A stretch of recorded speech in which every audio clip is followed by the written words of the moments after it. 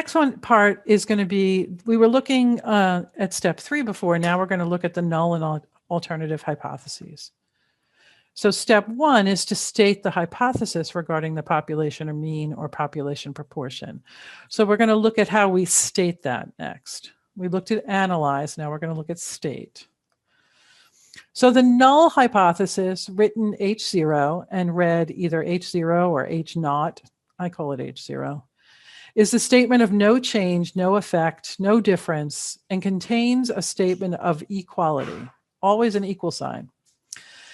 H0 is not part of the equal sign, it's just its name, the null hypothesis. So it should never be H0 equals something, it should be H0 colon, the mean is equal to something, or H0 colon, the proportion is equal to something. If the statement we regard as true, unless there's enough evidence to indicate otherwise. So again, it was that original SAM hypothesis that student laptops are 3.5 pounds, and that's the average. We call that the same. The alternative hypothesis is written H sub 1, and it's a statement that we're trying to gather evidence to support, stating that the population parameter is greater than, less than, or not equal to the value stated in the null hypothesis. We call it the claim.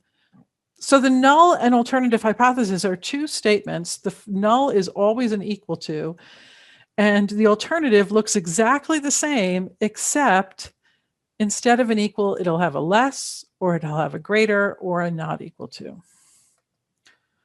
So let's go back to our example from example 1. According to a Nielsen Company audience report, an adult person in the US spends about 10 hours and 39 minutes each day on screen time.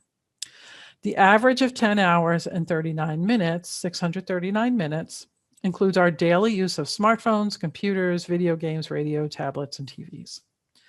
It's believed that students at your community college spend more time on screens each day than that 639 minutes. So students use a survey that asks 25 students to record their screen time and record a mean screen time of 655 and a standard deviation of 41 minutes. Is this unusual enough to provide sufficient evidence that the screen time of your community college students is more than the recorded for adults in the US? So our null hypothesis is stating the population mean for your community colleges is the same as the given mean of 639. So notice the format, it's H0 with a colon, the mean is equal to 639. Notice it's a mu because it's about the population.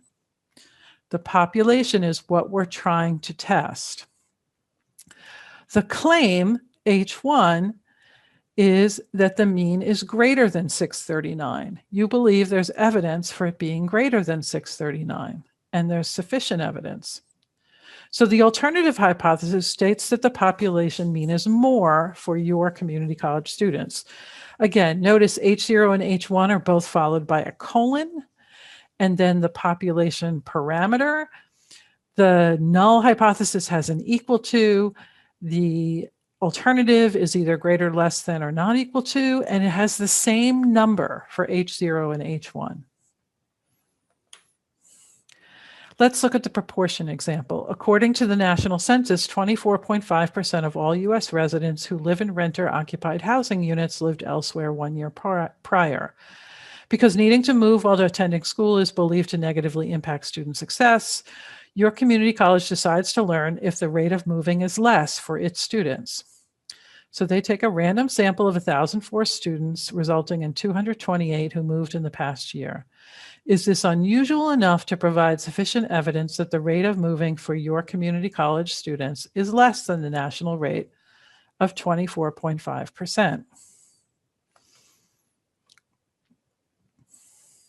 So our null hypothesis, H0, is now about the proportion P.